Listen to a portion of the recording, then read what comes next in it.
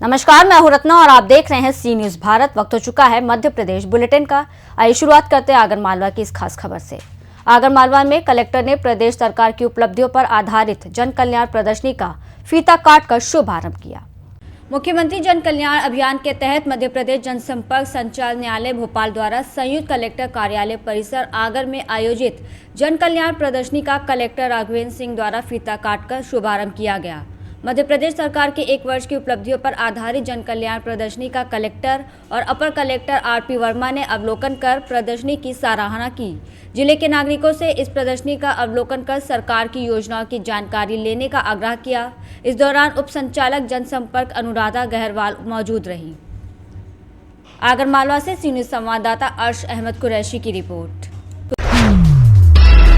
Bulletin में आगे बढ़ते हुए बात करेंगे भोपाल के सीहोर जिले की, जहां आपको बता दें कि सीहोर जिले के आष्टा निवासी मनोज परमार और उनकी पत्नी नेहा परमार ने फांसी लगाकर आत्महत्या कर ली। कुछ दिन पहले जिस कारोबारी के घर पर ईडी की रेड पड़ी थी, उस कारोबारी और उसकी पत्नी ने फांसी लगाकर आत्महत्या की। सीहोर जिले के आष्टा निवासी मनोज परमार और उनकी पत्नी नेहा परमार ने फांसी लगाकर आत्महत्या की। अपने निवास पर फांसी के फंदे पर लटके मिले पति पत्नी। आत्महत्या से पहले छोड़ा है सुसाइड नोट पुलिस परीक्षण कर रही है। 5 दिसंबर को मनोज परमार के ठिकानों पर ईडी ने दी थी दबिश। ईडी ने चल और अचल संपत्ति को सीज किया था। मनोज परमार के बच्चे गुल्लक टीम संचालित करते हैं। वहीं राहुल गांधी और कई बड़े कांग्रेसियों के बहुत करीब माने जाते हैं गुल्लक टीम। सुसाइड वाली जगह पर पहुंची पुलिस पति पत्नी के शव को अस्पताल पहुंचाया।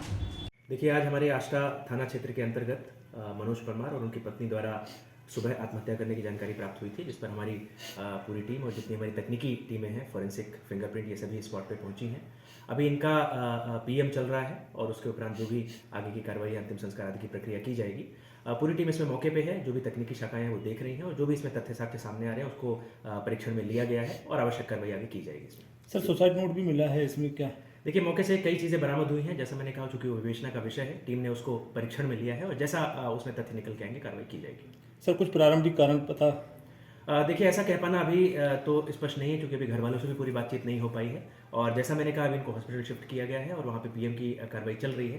तो जैसे ही चीज़ें सेटल डाउन होती हैं तो पूरी पूछताछ पड़ताल में जो चीज़ें निकल के आएंगी उस आधार पर उसकी पुष्टि की जा सकेगी। भोपाल से सी न्यूज संवाददाता मनीष की रिपोर्ट। बात करेंगे दमोह की, जहां आपको बता दें दमोह में दलित परिवार के यहां आई बारात में दूल्हे को घोड़ी बग्गी पर चढ़ने को लेकर मारपीट का मामला सामने आया। दमोह के चौरी गांव में देर रात एक मामला सामने आया था, जिसमें 3 घायलों को जिला अस्पताल में भर्ती कराया गया, जहां उनका इलाज किया जा रहा है। वहीं घटना के संबंध में घायलों ने जानकारी देते हुए कहा था कि उनके साथ गांव के दबंगों ने दलित के साथ मारपीट की है और दबंगों का कहना था कि दलित परिवार का दूल्हा घोड़ा या बग्गी पर बैठकर नहीं निकल सकता है। वहीं घटना के बाद से चर्चाओं का विषय बन गया है ये मामला, जिसके बाद पुलिस और प्रशासन के अधिकारी घायलों के कथनों के आधार पर मामले की जांच करने के लिए घटनास्थल ग्राम चौरई पहुंचे, जहां पर थम्मन अहिरवाल नाम के व्यक्ति की बेटी की शादी थी। वहीं प्रशासन ने परिजनों से मामले की बारीकी से पूछताछ की तो पता चला कि घायल डीजे और बग्गी वाले थे, जो रात में बारात लगने के बाद उनका पेमेंट किया गया और जब वो गांव से वापस दमोह जा रहे थे तभी रास्ते में किसी ढाबा संचालक से उनका शराब के नशे में विवाद हुआ और उनके साथ मारपीट हुई, जिसमें वो सभी घायल हो गए। लड़की के पिता ने इस बात का पूरी तरह से खंडन किया और कहा कि गांव के किसी भी व्यक्ति ने दूल्हे को घोड़ी पर चढ़ने या बग्गी पर बैठने का विरोध नहीं किया और ना ही शादी में कोई बाधा आई। वहीं इस पूरे घटनाक्रम से टीम ने मौके पर जाकर मामले की तस्दीक की तो पता चला कि मामला पूरी तरह से गलत है। आज जो घटनाक्रम हुआ है उसमें आप लोगों ने जांच की, क्या आया सामने? देखिए, ये 9 दिसंबर 2024 की रात की बात है।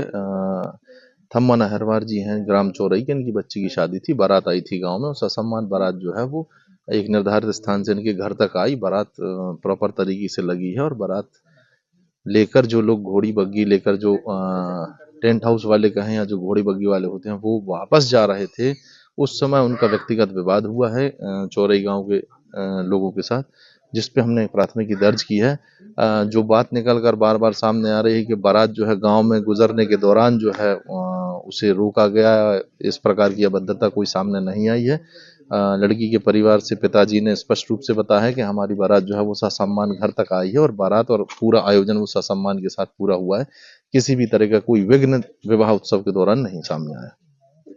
घटनाक्रम आया था कि घोड़ी पे चढ़ने से दलित परिवार के लोगों के यहाँ पे जो बारात आई थी तो घोड़ी पे चढ़े थे दूल्हा, तो उसके लिए रोका गया, मारपीट की गई। कितनी सत्यता है, आप लोगों ने जांच की है इस मामले में? बिल्कुल जो आप बोल रहे हैं, आज हम लोग आए हैं, सीएसपी भी हैं साथ में, हमारी जनपद सीओ भी हैं और अन्य अधिकारीगण भी साथ में आए हुए हैं। जैसे ये खबर लगी तत्काल हम लोग मौके पे पहुंचे, जिसमें से जो थम्मन अहरवार जी हैं, लड़की के पिता हैं, इनके यहाँ 9 तारीख को ग्राम हिंडोरिया से बारात आई हुई थी और उनका कहना है, जैसा आपने उनसे बातचीत भी की, कि यहाँ पे कोई विवाद नहीं हुआ। घोड़ी में चढ़ने के बाद दूल्हे के साथ कोई अभद्रता नहीं की गई है।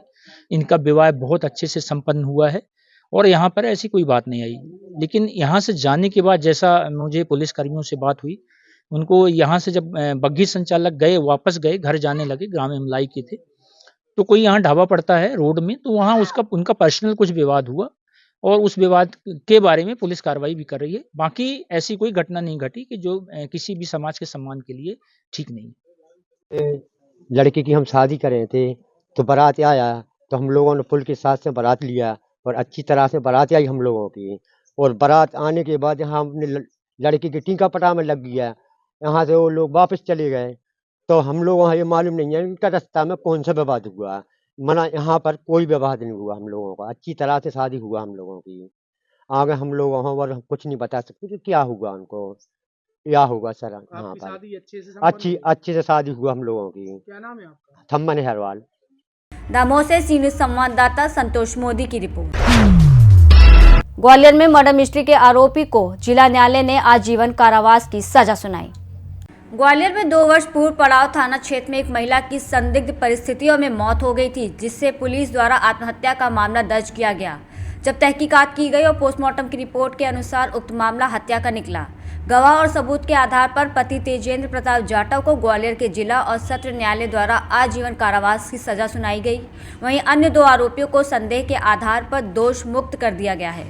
पुलिस सूत्रों से मिली जानकारी के अनुसार मार्च 2022 को पड़ाव थाना क्षेत्र के महलगांव स्थित मरी माता पर निवास करने वाली मृतक रीवा जाटव को उसके पति ने दहेज के लिए 1 लाख और मायके की जमीन में हिस्से की मांग को लेकर उसके साथ मारपीट करके उसे रात में फांसी पर लटका दिया, जिसकी सूचना पड़ाव थाने को दी गई। पश्चिम अपर सत्र न्यायाधीश विवेक कुमार जिला ग्वालियर ने पूरा प्रकरण और साक्ष्यों के आधार पर मृतक के पति तेजेंद्र प्रताप जाटव को आजीवन कारावास की सजा और अर्थदंड की सजा सुनाई है।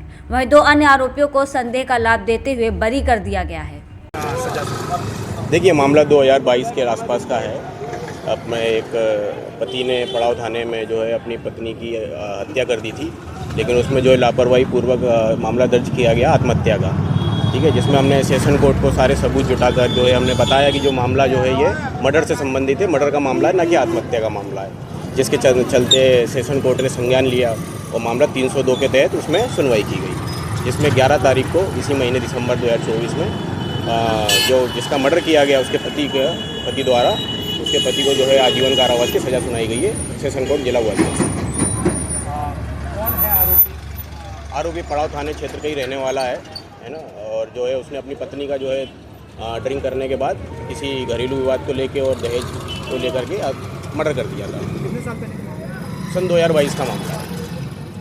कितने साल की सजा प्रावधान हुआ है? उसको आजीवन की कारावास की सजा दी गई है 302 में, और दहेज प्रतिषेध अधिनियम के तहत उसको 2 साल की सजा अलग से दी गई है। भी कोई आपराधिक नहीं, ऐसा कोई विशेष आपराधिक उसका रिकॉर्ड नहीं है। हाँ, ये है कि छोटे मोटे अपराध उसको पहले दर्ज है, लेकिन जो है इस बार मामला 302 का दर्ज हुआ था, जो जिसमें हमने पैरवी की थी, फरियाद दिया गया। किस प्रकार से हत्या की गई थी उसकी? उसने जो है अपनी पत्नी की पहले मारपीट की, फिर उसको फांसी के फंदे से लटका दिया था, है ना। जब और रात में हत्या करने के पश्चात अपनी पत्नी के साथ ही वहीं पर लेटा रहा रात भर। जब सुबह इसकी जानकारी हुई, जब गेट खटखटाए गए, तब जाके जानकारी हुई कि उसने अपनी पत्नी की हत्या कर दी। इसके बाद उसको पुलिस ने गिरफ्तार किया। विवेक कुमार साहब की जैसे। मेरा एडवोकेट गौरव ओझा। ग्वालियर से सी न्यूज संवाददाता शिवम सिंह चौहान की रिपोर्ट। फिलहाल मध्य प्रदेश की बुलेटिन में बस इतना ही। देश और दुनिया की तमाम बड़ी खबरों के लिए देखते रहिए सी न्यूज भारत।